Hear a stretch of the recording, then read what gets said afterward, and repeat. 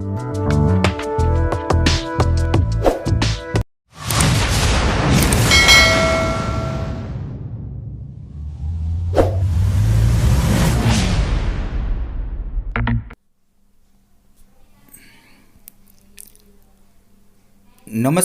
જોશી સરના જય શ્રી કૃષ્ણ। ધોરણ 8 યુનિટ 1 ભારતમાં યુરોપિયન પ્રજાનું આગમન એટલે કે નવા કોર્સમાં ભારતમાં યુરોપિયન પ્રજાનું આગમન અને અંગ્રેજોનું શાસન આવી રીતના સંયુક્ત કરીને રાખેલું છે। પણ આ જે પ્રશ્ન બેંક બનાવેલી છે તે નવા અને જૂના બંને અભ્યાસક્રમમાં સંયુક્ત આવે તેવો યુનિટ છે, એટલે આપણે ચર્ચા કરી લઈએ। તો બંને પ્રશ્નોનો સમાવેશ થઈ જાય તેવું યુનિટ 1 ભારતમાં યુરોપિયન પ્રજાનું આગમન વન લાઇનર પ્રશ્નની શરૂઆત કરીએ ધોરણ 8। તો જોશી સરના જય શ્રી કૃષ્ણ, ધ્યાનથી સાંભળજો। યુનિટ 1ના પ્રશ્ન, વર્ષો અગાઉ કયા દેશોમાં ભારતની ચીજવસ્તુઓની માંગ વધી ગઈ હતી? તો વર્ષો અગાઉ યુરોપિયન દેશોમાં ભારતની વસ્તુઓની માંગ વધી ગઈ હતી, જેમ કે મરી મસાલાની બધું ભારતમાં જ શક્ય હતું, બીજે ક્યાંય ન હતું। ભારત આવવાનો જળમાર્ગ શોધવાનું બીડું ઝડપનાર કોણ હતું? તો ભારત આવવાનો જળમાર્ગ શોધવાનું જો બીડું ઝડપનાર કીધું છે, શોધ્યો નથી, તો એ કોલંબસ હતો। એને એવું થઈ ગયું કે મેં ભારતનો જળમાર્ગ શોધી લીધો, પણ એ હકીકત ખરેખર હતી નહીં। ત્યાર પછી વાસ્કો દ ગામા જ્યારે આવે છે બીજી વખત, ત્યારે એને ખ્યાલ આવે છે કે ભાઈ આ તો ભારત નથી પણ આ તો અમેરિકા છે। તો અમેરિકાનો શોધક છે કોલંબસ છે, અને ભારત આવવાનો જળમાર્ગ શોધવાનું બીડું ઝડપનાર એ પ્રથમ કોલંબસ છે, પણ એને ભારત શોધ્યું હતું એવું લાગતું હતું, પણ હકીકતમાં એ ભારત હતું નહીં। એટલે આ સમજવા માટે કોલંબસ ક્યાંનો રહેવાસી હતો? કોલંબસ ઇટલીનો રહેવાસી હતો। કોલંબસ ભારત આવવા ક્યારે નીકળ્યો હતો? ઈસવીસન 1992માં એ કોલંબસ ભારત આવવા નીકળ્યો હતો। ભારત આવવા નીકળેલો કોલંબસ આકસ્મિક રીતે કઈ જગ્યાએ પહોંચી ગયો? તો આકસ્મિક રીતે અમેરિકા। જો મેં કીધું ને કે કોલંબસે શું શોધ્યું છે? અમેરિકાને, એને એમ થઈ ગયું કે મેં ભારત શોધ્યું છે। આમ ભારત આવવા નીકળેલો કોલંબસ એ આકસ્મિક રીતે અમેરિકા પહોંચ્યો। કોણ જીવ્યો ત્યાં સુધી પોતાને હિન્દુસ્તાનનો શોધક માનતો રહ્યો? કોલંબસ છે એ જીવ્યો ત્યાં સુધી એમ માનતો રહ્યો કે મેં જ ભારતનો જળમાર્ગ શોધ્યો છે, પણ હકીકતમાં શોધ્યો તો કોને? તો હવે પ્રશ્ન આવશે જ વાસ્કો દ ગામા। આજે પણ અમેરિકાના મૂળ વતનીઓ કયા નામે ઓળખાય છે? રેડ ઇન્ડિયન તરીકે આજે પણ ઓળખાય છે। આજે પણ અમેરિકાના ટાપુઓ કયા નામે ઓળખાય છે? તો વેસ્ટ ઇન્ડિઝ તરીકે ઓળખાય છે। જો અમેરિકાના મૂળ વતનીઓ કહે તો રેડ ઇન્ડિયન, અને અમેરિકાના ટાપુઓ પૂછવામાં આવે તો વેસ્ટ ઇન્ડિઝ। ભારત આવવાનો જળમાર્ગ શોધવામાં સફળતા મેળવનાર કોણ હતું? તો કે Vasco da Gama. Vasco da Gama ક્યાંનો વતની હતો? તો કે પોર્ટુગીઝ હતો। વાસ્કો દ ગામાનું જહાજ સેના ફરતું ચક્કર લગાવી ભારતના કાલિકટ બંદરે આવ્યું। કેપ ઓફ ગુડ હોપ નામના બંદરે ચક્કર લગાવીને જે કહેવાય કે ભારતના કાલિકટ બંદર ઉપર આવ્યો। આમાં પ્રશ્ન એવો પણ બને કે વાસ્કો દ ગામાનું જહાજ પહેલાં કયા બંદરે આવ્યું હતું? તો આવશે કાલિકટ બંદરે આવ્યું હતું। વાસ્કો દ ગામાનું જહાજ કયા હિન્દી ખલાસીની મદદથી ભારતના કાલિકટ બંદરે આવ્યું? તો મોહમ્મદ ઇબ્ન મસ્જિદ જે છે એના પરથી એ કાલિકટ બંદરે આવ્યું હતું, એની મદદ લીધી હતી મોહમ્મદ ઇબ્ન મસ્જિદ। વાસ્કો દ ગામાનું જહાજ કયા મહાસાગરમાંથી પસાર થઈ ભારતના કાલિકટ બંદરે આવ્યું? તો હિન્દ મહાસાગરમાંથી પસાર થઈ અને કાલિકટ બંદરે આવ્યું। વાસ્કો દ ગામાનું જહાજ કયા દિવસે ભારતના કાલિકટ બંદરે આવ્યું? તો 22 મે 1498ના રોજ વાસ્કો દ ગામાનું જહાજ છે ભારતના કાલિકટ બંદરે આવ્યું।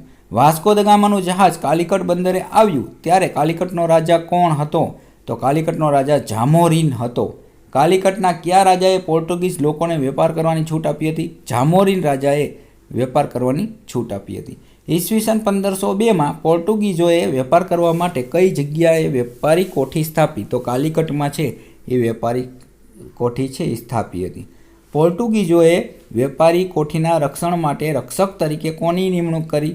તો અલ્બુકર્કની જે કહેવાય કે નિમણૂક કરી પોર્ટુગીઝોએ વેપારી કોઠીના રક્ષણ માટે, અલ્બુકર્કની। ઈસવીસન 1506માં પોર્ટુગીઝોએ કયું સ્થળ જીતી લીધું? તો ઈસવીસન 1506માં પોર્ટુગીઝોએ ગોવા જીતી લીધું। પોર્ટુગીઝો બંગાળ તરફ આગળ વધ્યા એ સમયે દિલ્હીની ગાદી પર કયો મુઘલ શાસક હતો? તો એ સમયે મુઘલ શાસક શાહજહાં હતા। આપણને ખબર છે શાહજહાં એટલે જાણીએ જ છીએ, આપણી 8મી અજાયબીના રચયિતા। કોના ફરમાનથી પોર્ટુગીઝોને હુગલીની વેપારી કોઠી તોડી પાડવામાં આવી? શાહજહાંના ફરમાનથી કે હુકમથી પોર્ટુગીઝોની હુગલીની વેપારી કોઠી તોડી પાડવામાં આવી. 16મી સદીના અંતમાં હોલેન્ડના કયા લોકો વેપાર અર્થે ભારતમાં આવ્યા? તો ડચ લોકો છે એ 16મી સદીના અંતમાં ડચ લોકો છે ભારતમાં આવ્યા. ડચ લોકોએ સૌપ્રથમ કઈ જગ્યાએ વેપારી કોઠી સ્થાપી? તો ડચ લોકોએ સૌપ્રથમ પુલિકટ મદ્રાસમાં છે પોતાની કોઠી સ્થાપી. ઓલા જે આવ્યા હતા એને ક્યાં સ્થાપી હતી? તો કે એ લોકોએ છે સૌપ્રથમ કાલિકટ બંદરે સ્થાપી હતી. તો તમારે આ રીતના બંને મિશ્ર ન થઈ જાય એટલા માટે તમારે યાદ રાખવું પડશે કે જે જામોરી નામનો રાજા હતો એ સમયના જે કહેવાય કે પોર્ટુગીઝ લોકો આવે છે અને કેપ ઓફ ગુડ હોપમાં એ પોતાનું બંદર બનાવી અને હિન્દ મહાસાગર પરથી તે 1498માં સૌપ્રથમ વાસ્કો દ ગામા આવે છે અને જામોરીને એને છૂટ આપે છે. એટલે આ રીતના પોર્ટુગીઝો પહેલાં ભારતમાં આવે છે, ત્યાર પછી ડચ લોકો છે એ આવે છે. તો ડચ લોકોના માટે અલગ સાલ તમારે આ રીતના યાદ રાખવી પડશે. તો ડચ લોકો 16મી સદીના અંતમાં હોલેન્ડના લોકો માટે વેપાર અર્થે ભારતમાં આવે છે. પછી ડચ લોકોએ સૌપ્રથમ કોઠી પુલિકટ મદ્રાસમાં સ્થાપી છે. ડચ લોકો ઈસવીસન 1663માં કઈ જગ્યાએ વેપાર કોઠી સ્થાપી? તો આગ્રામાં એને 1663માં એને ડચ લોકોએ સ્થાપી છે. પછી ડચ લોકો કોની સામેની સ્પર્ધામાં ટકી શક્યા નહીં? હવે પાછા જો પહેલાં પોર્ટુગીઝો, પછી ડચ અને પછી આવે છે આપણા જે કહેવાય કે આપણે જેની ગુલામી હેઠળ રહ્યા એ અંગ્રેજો. એટલે અંગ્રેજો ઈસવીસન 1600માં ઇંગ્લેન્ડની રાણી એલિઝાબેથના સમયમાં કઈ કંપનીની સ્થાપના થઈ હતી? તો બ્રિટિશ ઈસ્ટ ઇન્ડિયા કંપની. આપણી સૌપ્રથમ બ્રિટિશ ઈસ્ટ ઇન્ડિયા કંપનીએ કહેવાય કે ભારતને ગુલામ બનાવવામાં સૌપ્રથમ હાથ આ કંપનીની સ્થાપનાનો હતો. એટલે ડચ લોકોના સ્પર્ધામાં આ જે અંગ્રેજો હતા એની સ્પર્ધામાં ડચ લોકો ટકી શક્યા નહીં. ઈસવીસન 1608માં પહેલું અંગ્રેજ વહાણ હિન્દુસ્તાનના કયા બંદરે આવ્યું હતું? તો સુરતના બંદરે અંગ્રેજ વહાણ આવ્યું હતું. હવે તમારે અંગ્રેજનું યાદ રાખવાનું રહેશે. અંગ્રેજ વહાણનો કપ્તાન કોણ હતો? તો અંગ્રેજ જે જહાજ આવ્યું હતું એનો કપ્તાન હોકિન્સ હતો. હિન્દુસ્તાનની ધરતી પર પગ મૂકનાર પ્રથમ અંગ્રેજ કોણ હતો? તો હોકિન્સ છે એ પ્રથમ પગનું મૂકનાર હતો. જહાંગીરે કયા અંગ્રેજને ભારતમાં વેપારી કોઠી સ્થાપવાની પરવાનગી આપી નહીં? તો હોકિન્સને છે એને પરવાનગી આપી નહીં, એને ના પાડી દીધી કે ભાઈ તમને અહીંયા કોઠી સ્થાપી શકશો નહીં. પછી જહાંગીરે કયા અંગ્રેજને સુરતમાં વેપારી કોઠી સ્થાપવાની પરવાનગી આપી? તો સર ટોમસ રોને. એટલે કે જે હોકિન્સ છે રિટર્ન જતો રહે છે અને પછી ત્યાંથી અંગ્રેજો એને સર ટોમસ રો નામના એક કહેવાય કે કપ્તાનને મોકલે છે અને એને જહાંગીર સાથે ચર્ચા કરી અને મનાવી લે છે. એટલે સર ટોમસ રોએ પ્રથમ કોઠી છે એ સુરતમાં સ્થાપી. અંગ્રેજને બંગાળમાં વેપારી કોઠી સ્થાપવાની પરવાનગી કોણે આપી હતી? અંગ્રેજને શાહજહાએ છે પરવાનગી આપી હતી. ઈસવીસન 1664માં ફ્રેન્ચોએ કઈ કંપની સ્થાપી? ઈસવીસન 1664માં ઈસ્ટ ઇન્ડિયા કંપનીની સ્થાપના થઈ છે. ફ્રેન્ચોએ ભારતમાં કઈ જગ્યાએ વેપારી કોઠી સ્થાપી? તો સુરત અને પોંડિચેરીમાં છે એ પ્રથમ વેપારી કોઠીઓ છે સ્થાપી છે. ફ્રેન્ચોની કંપનીનો વડો કોણ હતો? તો ફ્રેન્ચોની કંપનીનો વડો દુપ્લે હતો. અંગ્રેજો અને ફ્રેન્ચોની હરીફાઈમાં કોણ સફળ થયું? તો વળી પાછા ફ્રેન્ચો અને અંગ્રેજો બંને અલગ અલગ સ્થાને ભારતમાં હતા, પોતાની રીતે વેપાર કરતા હતા, પણ અંગ્રેજોએ આખા ભારતને ગુલામ બનાવવા માટે એની કંપનીનો જે વડો દુપ્લે હતો એને કહેવાય કે એની સાથે હરીફાઈ થઈ અને અંગ્રેજો વિજય થયો. એટલે અંગ્રેજો અને ફ્રેન્ચોની હરીફાઈમાં પણ અંગ્રેજો સફળ થયા. ઈસવીસન 1651માં કઈ નદીના કાંઠે અંગ્રેજોએ પહેલો વેપાર કરવાની શરૂઆત કરી હતી? તો હુગલી નદીના જે કહેવાય કે કાંઠે અંગ્રેજોએ પહેલો વેપાર કરવાની શરૂઆત કરી હતી. બંગાળમાં અંગ્રેજોને કરવેરા આપ્યા વિના વેપાર કરવાની પરવાનગી કોણે આપી હતી? ઔરંગઝેબે. અહીંથી કહેવાય કે અંગ્રેજોએ છે કરવેરા વિના પોતાનો વેપાર કરવાની શરૂઆત કરી અને ભારતને ગુલામીની જંજીરોમાં ધીમે ધીમે બાંધતા ગયા. બંગાળમાં કરવેરાની આવક ઘટી જતાં બંગાળના કયા નવાબે તેનો વિરોધ કર્યો હતો? તો મુર્શિદ અલી ખાને તેનો વિરોધ કર્યો હતો. બંગાળના કયા નવાબની અંગ્રેજો પર ધાક હતી? તો સિરાજ ઉદ્દૌલાની. જો બંગાળના એક સિરાજ ઉદ્દૌલા તમારે યાદ રાખવો પડશે કે અંગ્રેજો એનાથી ડરતા હતા. સિરાજ ઉદ્દૌલાને અંગ્રેજો વચ્ચે કયું યુદ્ધ થયું હતું? તો પ્લાસીનું યુદ્ધ થયું હતું.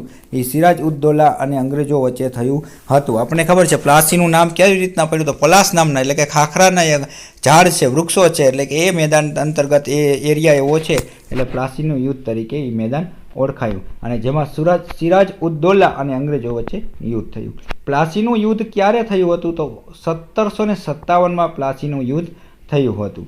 બંગાળના કયા નવાબે અંગ્રેજોની વેપારી કોઠી ઉપર હુમલો કર્યો હતો? તો સિરાજ ઉદ દૌલાએ છે. બંગાળના નવાબ તરીકે જે સિરાજ ઉદ દૌલા હતો એને વેપારી જે અંગ્રેજોની કોઠી હતી એના ઉપર હુમલો કર્યો હતો. સિરાજ ઉદ દૌલાની સામે અંગ્રેજ સેનાએ કોની આગેવાનીમાં વળતો હુમલો કર્યો હતો?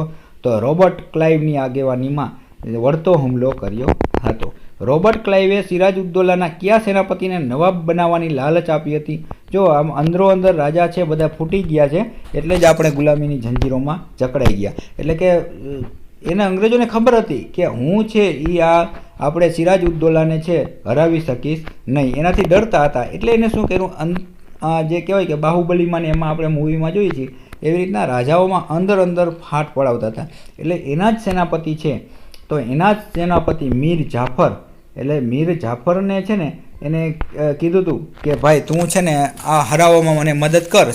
એટલે સિરાજ ઉદ દૌલાના તું અંદરનો માણસ છો એટલે એનો સેનાપતિ હતો મીર જાફર, અને એને કીધું તું તારા રાજાને મારી નાખ અથવા એને એવું કંઈક કામ કર કે જેનાથી તેની હાર થાય અને પછી આગળનો રાજા તું બનીશ. એટલે રાજાની લાલચ મીર જાફરને આપી હતી. પછી શું થયું જો, પ્લાસીના યુદ્ધમાં સિરાજ ઉદ દૌલાને હરાવી તેનું ખૂન કોણે કર્યું? તો રોબર્ટ ક્લાઇવે છે સિરાજ ઉદ દૌલાનું ખૂન કર્યું. રોબર્ટ ક્લાઇવે છે ને કહેવાય કે જકડીને મારી નાખ્યો. કયા યુદ્ધથી ભારતનો ઇતિહાસ બદલાયો? તો પ્લાસીનું યુદ્ધ થયું, ત્યાંથી ભારતનો ઇતિહાસ બદલાયો.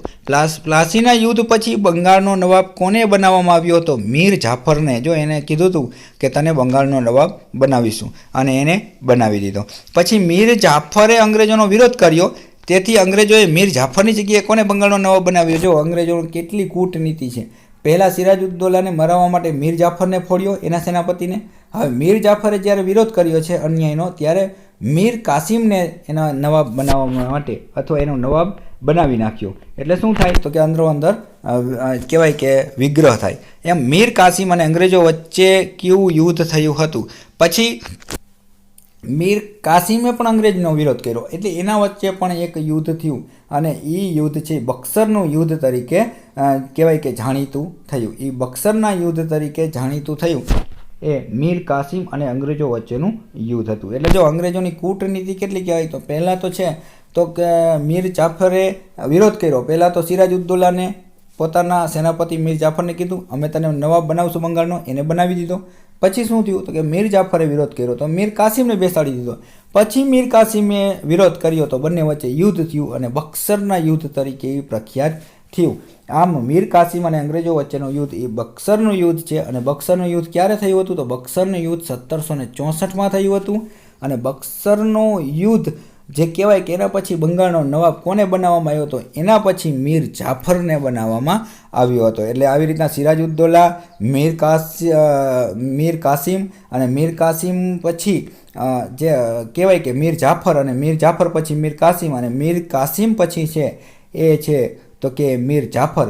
આમ એક પછી એક જે સેનાપતિને પહેલાં હરાવે છે અને સેનાપતિને વળી પાછા એના તરફ લઈ જાય છે. એટલે વળી પાછો એ જે બક્સરના યુદ્ધ પછી બંગાળનો નવાબ પાછો એ મીર જાફરને જ બનાવે છે. અને ઈસવીસન 1765માં મીર જાફરનું અવસાન થતાં બંગાળનો નવાબ કોણ બન્યું? તો મીર જાફરનું અંતે અવસાન થતાં 1765માં રોબર્ટ ક્લાઇવ, એટલે અહીંથી અંગ્રેજોએ શાસનની શરૂઆત કરી. એટલે પોતે આપણા હિન્દુસ્તાની નહીં પણ એક અંગ્રેજ છે એ નવાબ તરીકે બેસી ગયો બંગાળમાં અને એનું નામ છે રોબર્ટ ક્લાઇવ. તો આવા પ્રશ્નો જે કહેવાય કે નવી ટેક્સ્ટબુક અને જૂની બંનેમાં કોમન છે એટલે તમારે બીએડવાળાને અને ધોરણ 8ના વિદ્યાર્થીઓને વાંચવાના સરળ પડે એના માટે વન લાઇનર ક્વેશ્ચન મજા આવે, સારા લાગે તો શેર કરજો, સબસ્ક્રાઈબ કરજો. ત્યાં સુધી જોશી સરના જય શ્રી કૃષ્ણ. આવજો, ફરી મળીશું.